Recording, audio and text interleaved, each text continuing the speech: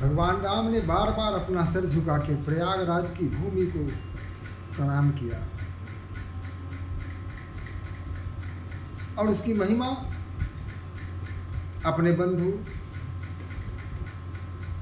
माता सीता और निषाद राज को बताने का प्रयास किया। उन्होंने बृहद रूप से इसकी विवेचना की और तब उन्होंने कहा कि को कही सकई प्रयाग प्रभाऊ, कलुष पुंज कुंजर बिगराऊ, अस तीरथपति देखी सुहावा, सुख सागर रघुबर सुख पावा।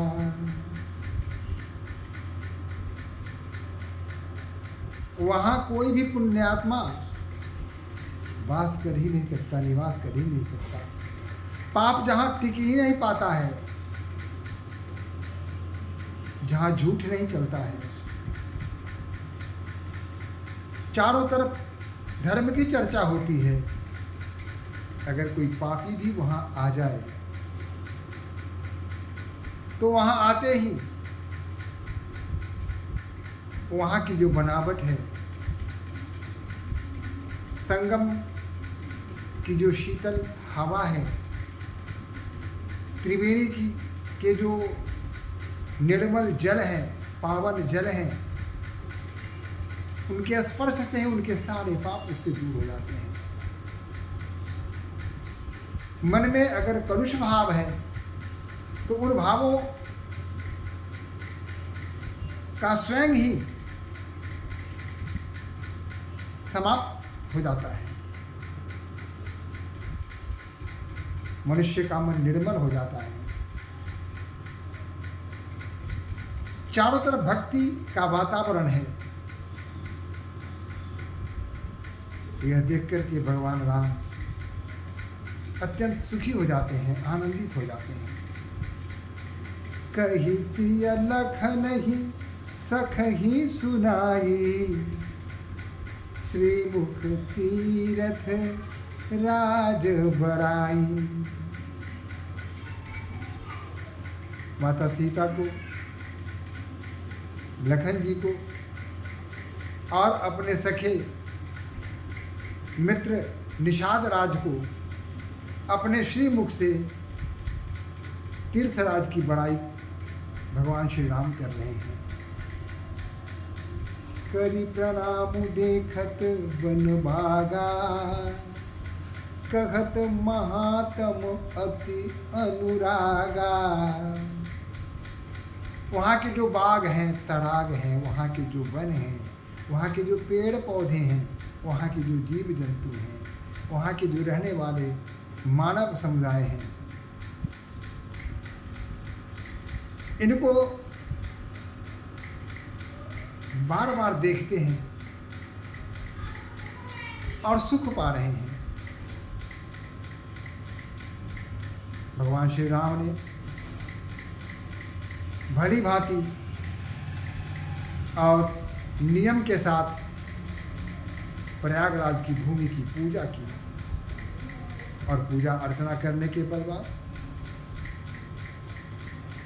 भगवान शिव के चरणों में सिर झुकाया और स्नान ध्यान करने के पश्चात वहाँ से चले और तब कहाँ गए? भरद्वाज ऋषि के आश्रम में जा पहुँचे। तब प्रभु भरद्वाज पह आए, करत दंडवत मुनि उर लाए। जब भरद्वाज ऋषि के यहाँ पहुँचते हैं,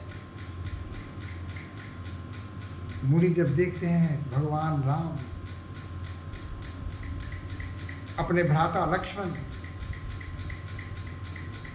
और प्रिया धर्मपत्नी माता जानकी के साथ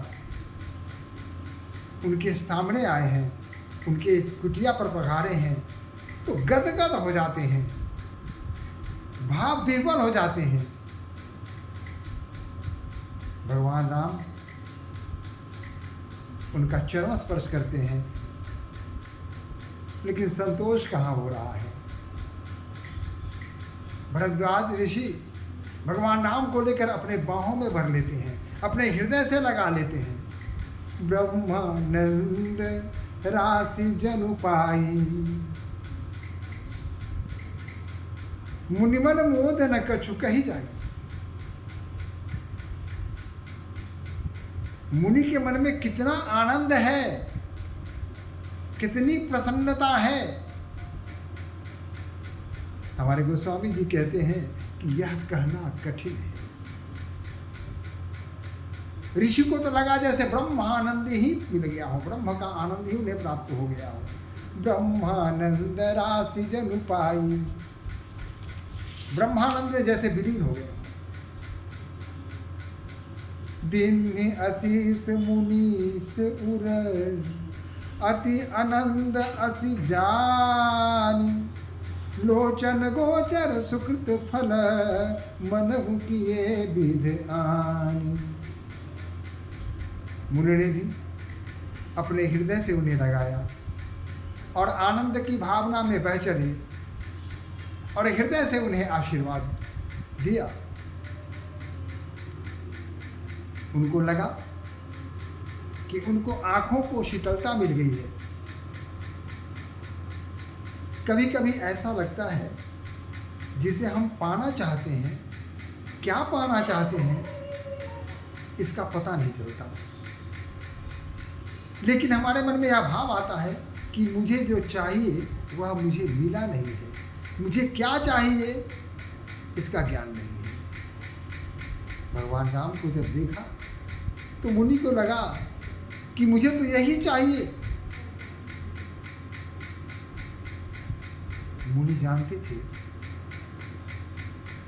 कि विप्रधेनु सिर संतहित, लिन्ह मनुज अवतार, निज इच्छा निर्मित तनु, माया गुण गोपार। वो जानते थे कि विप्रधेनु सुर और संत के हित के लिए स्वयं भगवान नारायण अवतार के रूप में आए हैं। अपनी इच्छा से उन्होंने मानव शरीर धारण किया है, यह सब जानते थे। ऋषि भला कैसे नहीं जानेंगे। और इतना जानते हुए भी हृदय में जो आनंद हुआ, अथाह आनंद की अनुभूति हुई, उस आनंद की अनुभूति में सब कुछ भूल गए और भगवान को लेकर अपने हृदय से लगा दिया। आंखों को जो चाहिए था उसे आंखों को मिल गया, हृदय को जो चाहिए था वो हृदय को मिल गया, इस तन को जो चाहिए था उस तन को उसकी प्राप्ति हो गई। आनंद भी भूल हो गए ऋषि।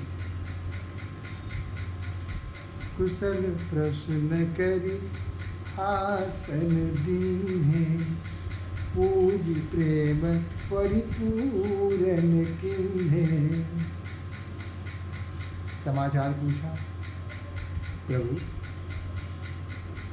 आपको आपके आने में तो बहुत आपने कष्ट उठाए होंगे। कटीले पंखीले कंकरीले रास्ते पर चलते चलते आपके पाँव में छाले पड़ गए होंगे। आसन पर बैठाया, चरण वंदना की,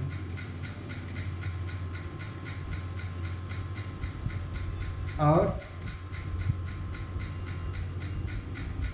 हर प्रकार से उनकी सेवा का कार्य प्रारंभ कर दिया। कंदमूल फल अंकुर नीके, दिए आनि मुनि मनहु अमीके। कंदमूल और विविध प्रकार के फल ये लेकर ऋषि उनके समक्ष रख दिए और भगवान राम भ्राता लक्ष्मण पत्नी जानकी के साथ और मित्र निषाद भी सबों ने उन फलों का रसास्वादन किया, मानो अमृत पान कर रहे हों, ऐसा उनके मन में भाव आया। सिय लखन जन सहित सुहाए, अति रुचि राम मूल फल खाए। रुचि के साथ फलों का सेवन किया उन्होंने। भय विगत श्रम राम सुखारे। दिन भर चलकर जो थकान महसूस हुई थी, थकावट लग रही थी, फल खाकर, त्रिवेणी का पानी पीकर अत्यंत सुखी हो गए। सारी थकावट, सारा श्रम समाप्त हो गया। भय विगत श्रम राम सुखारे। भरद्वाज मृदु वचन उचारे। जब भगवान राम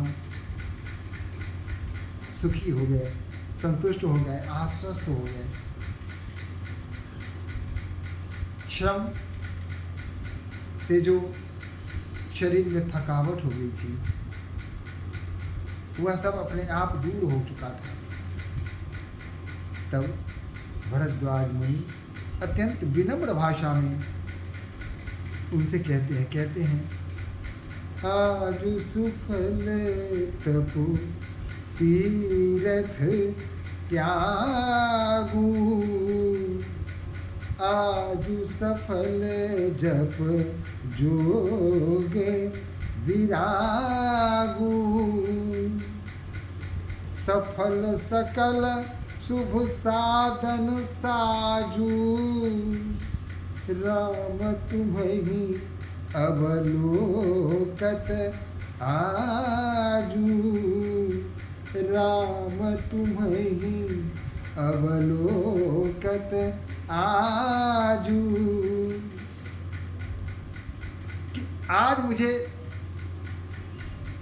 तीर्थराज प्रयाग में जो मैंने तप किया, मैंने जो तपस्या की, जो जाप किया, मैंने जो विराग का भाव अपने मन में रख करके सच्चे मन से ईश्वर की प्रार्थना की, आज मुझे सब कुछ सफल मिल गया, सबकी सफलता मिल गई, सारा फल मुझे आज प्राप्त हो गया है। सारा चारों तरफ सगुन ही सगुन दिख रहा है, आनंद ही आनंद दिख रहा है। हे राम, आपके दर्शन मात्र से आज सब कुछ मुझे मिल गया। जो अभिष्ट था, जो अभिष्ट नहीं भी था, वो सब फलों की प्राप्ति हो गई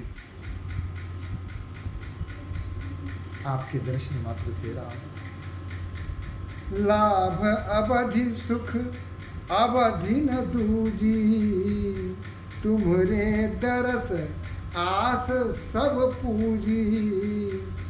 अब करी कृपा देहु बर एहू। निज पद सर सिद्ध सहज सनेहू। भगवान राम अब किसी प्रकार की कोई इच्छा मन में नहीं रही।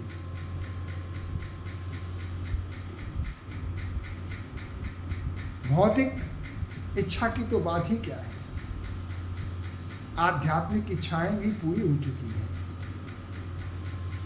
भगवान राम, बस एक वरदान मुझे दीजिए कि आपके कमर रूपी चरणों पर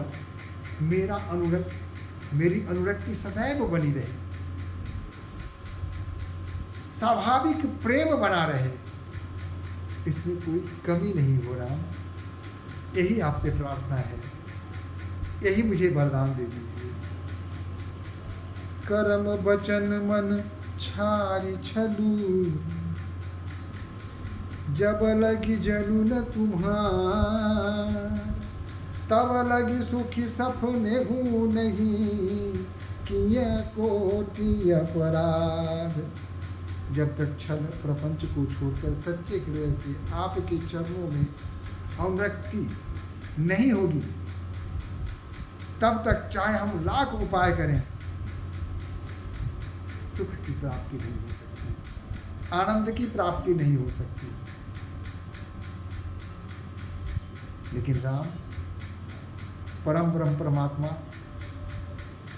मनुष्य रूप धर लीला हेतु इस धरा पर अवतार उन्होंने लिया था। सुनि मुनि बचन राम सकुचाने, यही है। कोई भी अगर भद्र पुरुष है, उसके सामने अगर उसके गुणों को आप बताना प्रारंभ करेंगे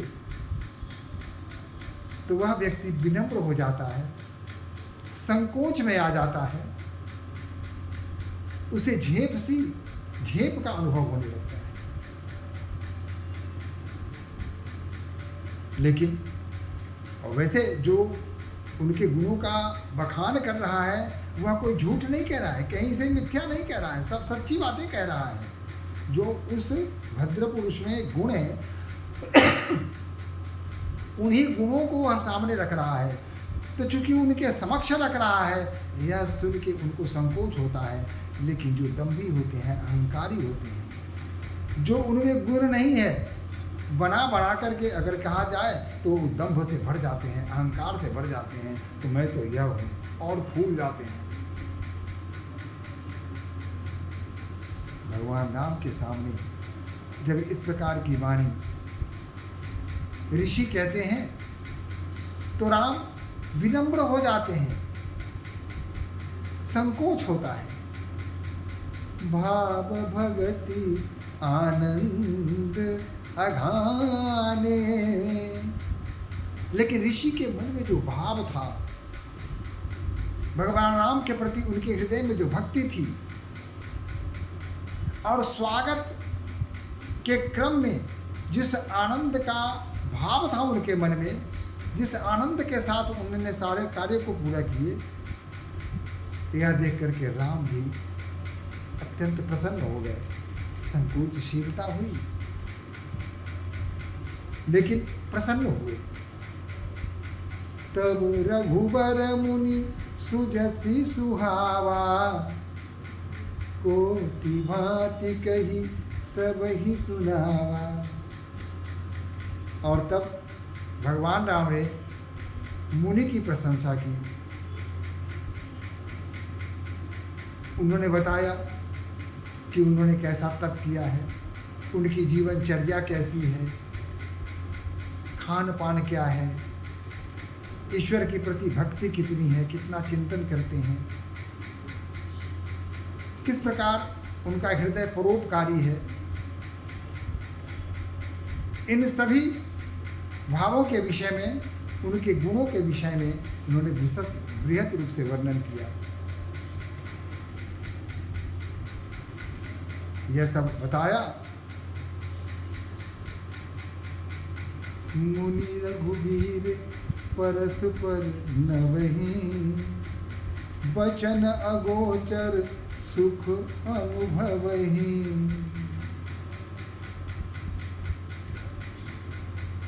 मुनि ने सहज ही उनके प्रति नम्रता का भाव उत्पन्न हो गया, तो वह और झुक गए, और उनके जो वचन थे वह सुन करके अत्यंत सुख का अनुभव किया। यह सुधि पाई प्रयाग निवासी, बटुतापस मुनि सिद्ध उदासी। भरद्वाज आश्रम सब आए, देखन दशरथ सुवन सुहाए। और तभी प्रयागराज के चारों तरफ जो कुछ गांव बसे हुए थे, वहाँ पे लोगों को पता चला कि अयोध्या के राजा, चक्रवर्ती राजा महाराजा दशरथ के सुपुत्र आए हुए हैं। और यह सुनते ही आसपास के जितने लोग थे सभी वहाँ इकट्ठा होने लगे, एकत्रित होने लगे। भगवान राम ने देखा कि इतने लोग आए हैं, तो विनम्रता देखिए। राम प्रणाम किन्ह सब काहू, मुदित भय लही लोचन लाहू। और भगवान ने हाथ जोड़ करके विनम्रता के साथ उन लोगों के सामने अपना सर झुका के प्रणाम किया। देहि आशीष परम सुख पाई, फिरे सराहत सुंदरताई। राम, लक्ष्मण, माता जानकी तीनों हाथ जोड़ करके लोगों के सामने विनम्रता पूर्वक खड़े हैं। और लोग जब यह देखते हैं तो आश्चर्यचकित होते हैं कि इतने बड़े प्रतापी महाराजा के सुपुत्र राजकुमार, विनम्रता तो देखो, कैसे हाथ जोड़ के सर झुका के हम सामान्य लोगों को प्रतिष्ठा दे रहे हैं, सम्मान कर रहे हैं। यही बड़प्पन है। सभी आशीर्वाद देते हैं और उनके सौंदर्यता, उनके शील, उनके स्वभाव, इसकी प्रशंसा करते हुए वहाँ से अपने अपने घर की ओर प्रस्थान कर जाते हैं। राम किन्ह विश्व राम निसी, प्रात प्रयाग नहाय, चले सहित सिय लखन जन, मुदित मुनि सिर नाय। रात्रि विश्राम भगवान राम ने मुनि के आश्रम में ही किया। दूसरे दिन बहुत सवेरे जग गए, भोर में जग गए, स्नान आदि करके पूजा पाठ करके सभी तैयार हो गए। निषाद रात के साथ भगवान राम, लक्ष्मण और जानकी जी वहाँ से आगे बढ़ने के उद्देश्य से तैयार होकर के आज्ञा के लिए मुनि के पास पहुँचे और उनसे प्रार्थना की। राम सप्रेम कहेउ मुनि पाही, नाथ कहिए हम केहि मर जाही। हाथ जोड़ के भगवान राम ने ऋषि के सामने सर झुका के पूछा, नाथ, हे मुनि श्रेष्ठ, अब आप हमें बताएं कि हम आगे की यात्रा किस मार्ग से करें।